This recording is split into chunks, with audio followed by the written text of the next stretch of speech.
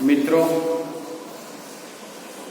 ધોરણ 8 અને ગણિત વિષયમાં તમારું બધાનું સ્વાગત છે. પહેલા આપણે ચેપ્ટર 1 સમય સંખ્યા આજે શરૂ કરીએ છીએ.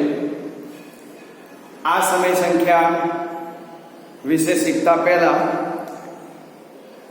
આપણને થોડું ઘણું જ્ઞાન સંખ્યાઓ વિશે આગળના ધોરણનું હોવું જરૂરી છે. દરેક જણ આપણે બધા આ સંખ્યાઓથી પરિચિત છીએ, જેમાં પ્રાકૃતિક સંખ્યા વિશે જાણીએ છીએ.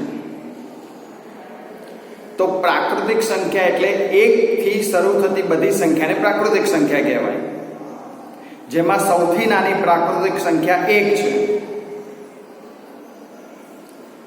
અને પ્રાકૃત સંખ્યાઓ અનંત સુધી વિસ્તરેલી છે. એવી જ રીતે સૌથી નાની પૂર્ણ સંખ્યા 0 છે, કારણ કે પૂર્ણ સંખ્યાની શરૂઆત 0 થી થઈ અનંત સુધી થયેલી છે.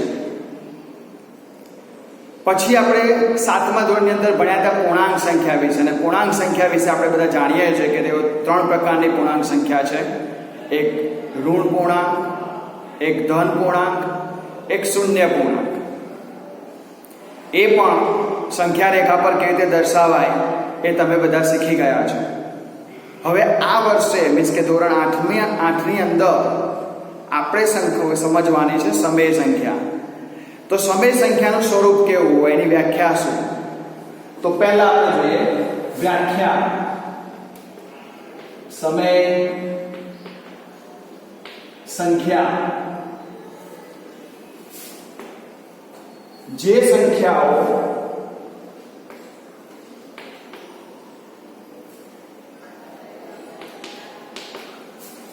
P/Q સ્વરૂપે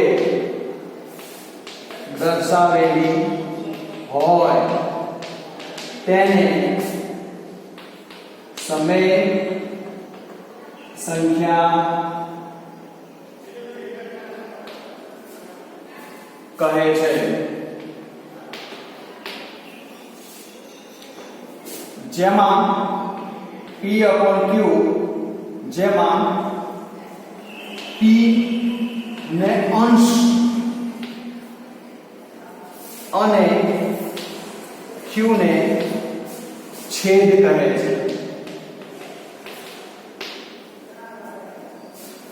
હવે આ સમય સંખ્યાઓ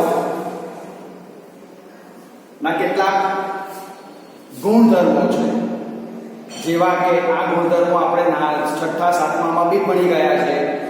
ક્રમનો ગુણધર્મ, સમૃદ્ધતાનો ગુણધર્મ, જૂથનો ગુણધર્મ, જુદા જુદા વિરોધી સંખ્યાનો ગુણધર્મ, વ્યસ્ત સંખ્યાનો ગુણધર્મ. તો આ બધા જ ગુણધર્મો આપણે આમાં પણ શીખવાના છે સમય સંખ્યામાં. હવે સમય સંખ્યાઓ જે છે એના ગુણધર્મોમાં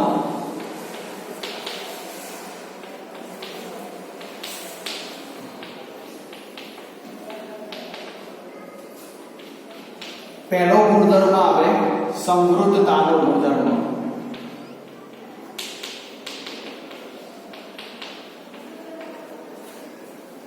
સમૃદ્ધતાનો ગુણધર્મ એટલે કે શું કહેવા માંગે છે કે 2 કે તેથી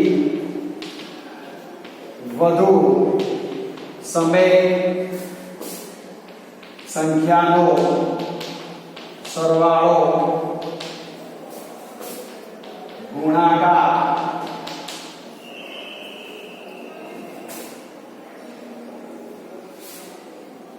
હંમેશા સમય સંખ્યા મળે છે. દાખલા તરીકે 1/2 વત્તા 1/2 કરીએ તો જવાબ આવે 1 + 1 ભાગ્યા 2. તો 2/2 એટલે 1 એક એ સમય સંખ્યા છે, કારણ કે આપણે કોઈ પણ સંખ્યાની નીચે છેદમાં 1 મૂકી શકીએ એટલે આને 1/1 તરીકે દર્શાવી શકીએ, માટે એક પણ સમય સંખ્યા કહેવાય. હવે બીજો ગુણધર્મ છે ક્રમનો ગુણધર્મ.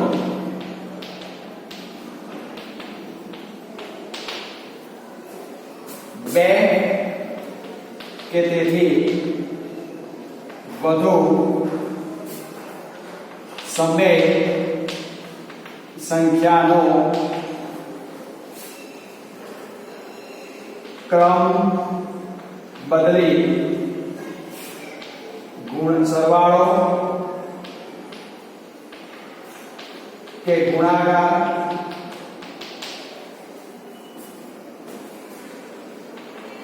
કરવામાં આવે તો પરિણામ માં કોઈ ફરક પડતો નથી. આ છે ક્રમનો ગુણધર્મ. આપણે ઉદાહરણ તરીકે જોઈએ 5/3 વત્તા 3/4, તો સામે આવે 3/4 વત્તા 5/3. ગુણાકાર માટે જોઈએ તો આની જગ્યાએ ગુણાકાર મૂકીએ તો 5/3 ગુણ્યા 3/4 બરાબર 3/4 ગુણ્યા 5/3. એટલે કે આ ક્રમ બદલી નાખીએ છીએ તો આનો જો સરવાળો કરો કે ગુણાકાર કરો જવાબમાં કોઈ ફરક પડતો નથી. તો આને કહેવાય સરવાળા વિશે ક્રમનો ગુણધર્મ, આને કહેવાય ગુણાકાર વિશે ક્રમનો ગુણધર્મ. અને એ શેના પર આધાર રાખે છે? ચિહ્ન ઉપર. હવે બીજી વસ્તુ કે તમારે તે યાદ કેવી રીતે રાખવું? યાદ રાખવા માટે તમારે જોવાનું કે બરાબરની ડાબી બાજુ 2 સમય સંખ્યા લખેલી હશે અને બરાબરની જમણી બાજુ 2 સમય સંખ્યા હોય તો ટોટલ 4 થાય. એટલે તમારે સમજવાનું કે આ ક્રમનો ગુણધર્મ છે, યાદ રાખવા માટે છે આ આઈડિયા, બીજી કોઈ આઈડિયા છે નહીં. એવી રીતે ગુણાકારમાં તમારે યાદ રાખવું હોય તો વચ્ચે નિશાની ગુણાકારની હોવી જોઈએ અને ડાબી બાજુ 2 સમય સંખ્યા હશે, જમણી બાજુ 2 સમય સંખ્યા ગુણાકારમાં હશે, તો તમે કહી શકો કે ભાઈ ગુણાકારનો આ ક્રમનો ગુણધર્મ છે. હવે આપણે જોઈએ છે જૂથનો ગુણધર્મ. હવે મિત્ર આપણે ત્રીજો ગુણધર્મ આવે છે જૂથનો ગુણધર્મ. તો આ ત્રીજા ગુણધર્મની અંદર જૂથનો ગુણધર્મ છે. એ ગુણધર્મમાં 2-3 કે તેથી વધુ સમય સંખ્યાઓનો ગમે તે જૂથ બનાવી સરવાળો કે ગુણાકાર કરવામાં આવે તો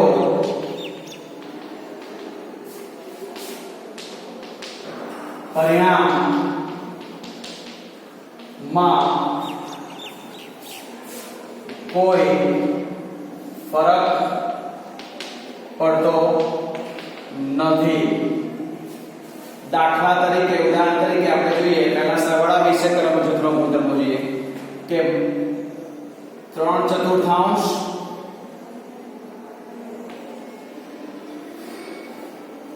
વત્તા -1/2 વત્તા 5/6. અહીંયા તમે જુઓ તો જૂથ કોનું બનાવ્યું છે? -1/2 અને 5/6.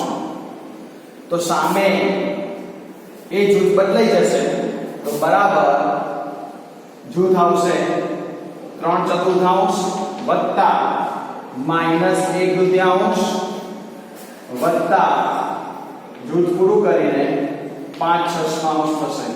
ટૂંકમાં આ 5/6 બહાર નીકળી ગયા, જ્યારે આ બંને અંદર જૂથ બદલી નાખ્યું આપણે. તો આ થાય સરવાળા વિશે જૂથનો ગુણધર્મ. આને સરળતાથી યાદ રાખવું હોય તો તમારે જોવાનું કે બરાબરની ડાબી બાજુએ 3 જુદી જુદી સમય સંખ્યાઓ હશે અને બરાબરની જમણી બાજુએ 3 જુદી જુદી સમય સંખ્યાઓ હશે, તો તમે યાદ રાખી શકો. અને બીજું કે વચ્ચે નિશાની બધી સરવાળાની છે, એટલે આપણે કહી શકીએ કે ભાઈ આ સરવાળાનો જૂથનો ગુણધર્મ છે. હવે ગુણાકાર વિશે જોઈએ તો 3/4 ગુણ્યા સંખ્યા આપણે એ જ રાખીએ છીએ, પણ વચ્ચે નિશાની કઈ આવશે? બધી જ ગુણાકારની નિશાની આવે. તો આપણે કહી શકીએ કે ભાઈ આ સંખ્યા આ જે છે એ ગુણાકાર વિશે જૂથનો ગુણધર્મ છે.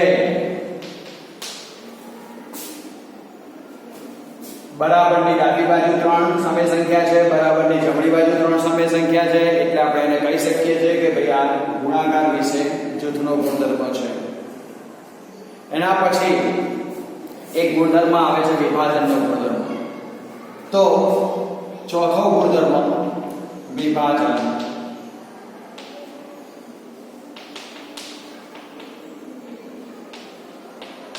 આ ગુણધર્મમાં યાદ રાખવાનું કે ગુણાકારનું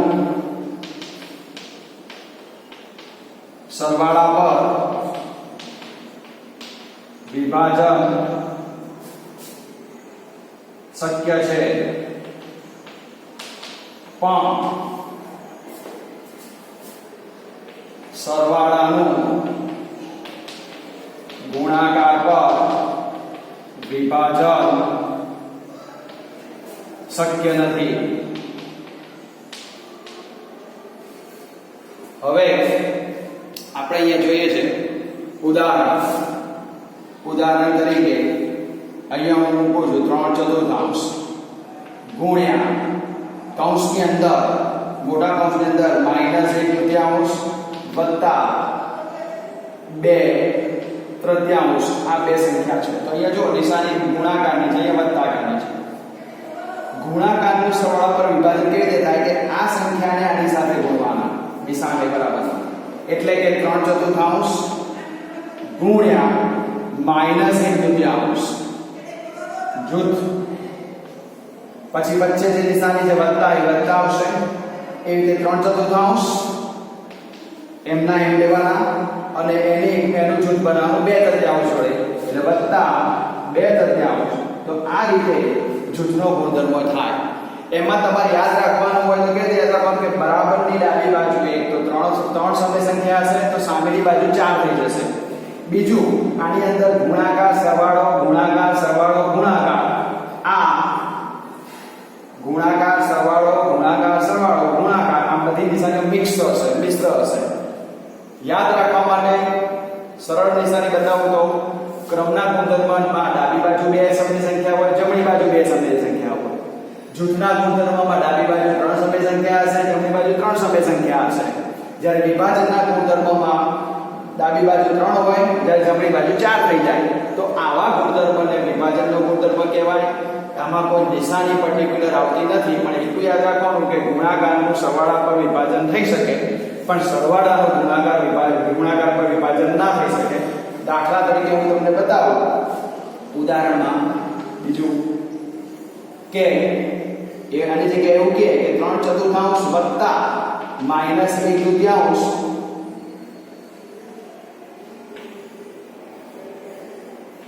ગુણ્યા 2/3 બરાબર 3/4 વત્તા -1/3 વત્તા ગુણ્યા 3/4 વત્તા 2/3. તો આ શક્ય નથી, કારણ કે આનો જવાબ ને આનો જવાબ સરખો આવે નહીં. એટલે કે ગુણાકારનું સરવાળા પર વિભાજન શક્ય છે, પણ સરવાળાનું ગુણાકાર પર વિભાજન શક્ય નથી. આ ખાલી યાદ રાખવાના છે. કારણ કે મિત્રો કેટલીક વખત આના સામે જોડકા પૂછી શકે છે, કેટલીક વખત ખાલી જગ્યા પૂછી શકે છે. તો તો હું તમને એક ઉદાહરણ બતાવું છું કે જોડકા કેવી રીતે પૂછાય, ખાલી જગ્યા કેવી રીતે પૂછાય, એના હું કેટલાક અહીંયા ઉદાહરણ મૂકું છું. તમારે એ સમજવાના છે અને પછી એનો જવાબ બી તમારી જાતે તમે ઘરે જાતે કરી શકશો. તો જુઓ, હવે મિત્રો જુઓ, મેં અહીંયા ગુણધર્મો ઓળખોનો એક પ્રશ્ન મૂકેલો છે, ખાલી જગ્યા પૂરોનો એક પ્રશ્ન મૂક્યો છે. આ કેવી રીતે પૂરાય એ જોઈએ. તો આ ગુણધર્મો કેવી રીતે ઓળખો? તો મેં તમને કેટલીક નિશાની આપી હતી ગુણધર્મો ઓળખવા માટે કે બરાબરની ડાબી બાજુ અહીંયા કેટલી સમય સંખ્યા છે? 2. બરાબરની જમણી બાજુ 2 સમય સંખ્યા છે. વચ્ચે નિશાની ગુણાકાર છે, એટલે તમે આને કહી શકો કે ગુણાકાર વિશે ક્રમનો ગુણધર્મ. એવી જ રીતે અહીંયા તમે જુઓ તો આ બરાબરની ડાબી બાજુ 3 સમય સંખ્યા છે, બરાબરની જમણી બાજુ 3 સમય સંખ્યા છે, અને વચ્ચે નિશાની શું છે? બધી વત્તાની છે, વત્તાકારની નિશાનીઓ છે. તો આપણે કહી શકીએ કે સરવાળા વિશે આ જૂથનો ગુણધર્મ છે. એવી રીતે અહીંયા ગુણાકાર સરવાળો ડાબી બાજુ 3 સમય સંખ્યા. હવે બરાબરની જમણી બાજુ જુઓ તો ગુણાકાર સરવાળો ગુણાકાર અને બરાબરની જમણી બાજુ 4 સમય સંખ્યા થઈ ગઈ. તો 3 ની 4 થાય તો શું થઈ જાય? એ જૂથનો ગુણધર્મ, વિભાજનનો ગુણધર્મ આવે. એ કયો ગુણધર્મ આવે? વિભાજનનો. જ્યારે છેલ્લે આ ચોથાની અંદર જુઓ તો બરાબરની ડાબી બાજુ 2, બરાબરની જમણી બાજુ 2, અને બંને સંખ્યાઓનો ક્રમ બદલાઈ ગયો છે, માટે આ સરવાળા વિશે ક્રમનો ગુણધર્મ છે. વચ્ચેની નિશાની ઓળખવાની, સરવાળા વિશે ક્રમનો ગુણધર્મ. તો આ થાય ગુણાકારનો ક્રમનો ગુણધર્મ, આ છે સરવાળા વિશે જૂથનો ગુણધર્મ, આ છે વિભાજનનો ગુણધર્મ, આ છે ક્રમ સરવાળા વિશે ક્રમનો ગુણધર્મ. હવે ખાલી જગ્યા કેવી રીતે પૂરવાની છે? તો ખાલી જગ્યામાં તમારે આ ગુણધર્મ, આ ડાબી બાજુની સંખ્યા અને જમણી બાજુની સંખ્યા બંને જોવાની છે, અને એ જોતા જે સંખ્યા સામે ખૂટતી હોય એ સંખ્યા ઉમેરાય, એ સંખ્યા ત્યાં લેવાની છે. દાખલા તરીકે આપણી બાજુ અહીંયા જોઈએ તો આ છે વિભાજનનો ગુણધર્મ. તો વિભાજનના ગુણધર્મમાં આ સંખ્યા આની સાથે ગુણાય છે અને માઈનસ ના તો 1/2 સાથે ગુણાય. તો 5/7 આપેલા છે, તો આપણે શું મૂકવા પડે? -3/4 મૂકવા પડે. અને સામે હવે અહીંયા -3/4 આપ્યા છે, 1/2 નથી આપ્યા, તો આપણે 1/2 મૂકવા પડે. અહીંયા છે જૂથનો ગુણધર્મ. જૂથના ગુણધર્મની અંદર તમે જુઓ, ડાબી બાજુ પણ એક સંખ્યા નથી આપી, જમણી બાજુ પણ એક સંખ્યા નથી આપી. તો આપણે એ જોવાનું કે ડાબી બાજુની કઈ સંખ્યા જમણી બાજુ નથી આપી અને જમણી બાજુની કઈ સંખ્યા ડાબી બાજુ નથી આપી. તો આપણે આ પૂરવા માટે પહેલા જમણી બાજુ જોઈએ. જમણી બાજુના -5/6 છે, એ આપેલા નથી, તો અહીંયા -5/6 લેવા પડે. જ્યારે આ બાજુથી, ડાબી બાજુથી 9/11 9/11 નથી આપેલા, તો 9/11 તમારે લેવા પડે જવાબ. તો આ રીતે આ જવાબ પૂરી શકાય. અહીંયા ક્રમનો ગુણધર્મ છે. ક્રમના ગુણધર્મની અંદર જો આ બે સંખ્યામાંથી જમણી બાજુ આપણને કઈ નથી આપેલી, તો 7/11 7/11 is not given, તો 7/11 આન્સર આવે. તો આ રીતે આ ગુણધર્મ ઓળખવામાં આવ્યું છે, ખાલી જગ્યા પૂરોમાં પણ પૂરાય. હજી પણ આપણી પાસે કેટલાક ગુણધર્મો છે, પણ એ ગુણધર્મો કેટલીક વ્યાખ્યા સાથે આવે છે, તો આપણે એ જોઈએ છે. વ્યસ્ત સમય સંખ્યા. તો વ્યસ્ત સમય સંખ્યાની વ્યાખ્યા શું? કે જે બે સમય સંખ્યા નો ગુણાકાર 1 મળે તો તે બે સમય સંખ્યાને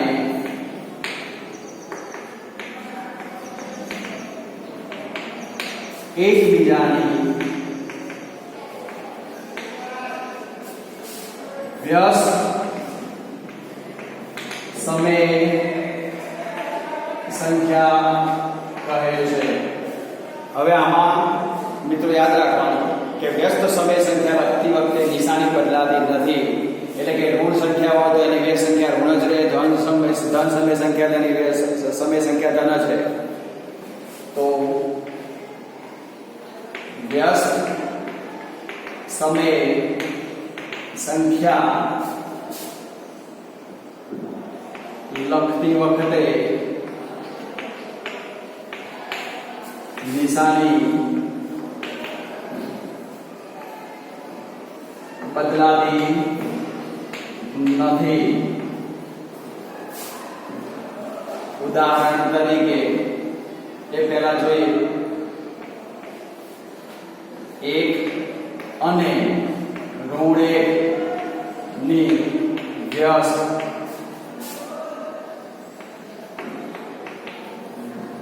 તે જ સમય સંખ્યા મળે છે. એટલે કે 1 નો વ્યસ્ત પણ એક જ થાય, -1 નો વ્યસ્ત પણ એક જ થાય. પછી 1 નો વ્યસ્ત પણ 1 થાય, -1 નો વ્યસ્ત -1 જ થાય. હવે ત્રીજો પોઈન્ટ છે શૂન્યનો વ્યસ્ત. શૂન્યના વ્યસ્તનું અસ્તિત્વ નથી. એટલે કે શૂન્યનો વ્યસ્ત મળે નહીં. આ પોઈન્ટ્સ કદાચ ખાલી જગ્યામાં પૂછી શકે છે. હવે આપણે ઉદાહરણ જોઈએ કે 5/4 ની વ્યસ્ત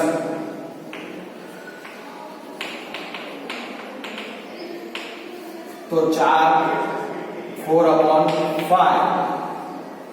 -7/8 ની વ્યસ્ત સંખ્યા તો -8/7 ઋણ ચિહ્ન એમનું એમ રહે. ખાલી આ અંશ છે છેદમાં જાય, છેદ અંશમાં જાય.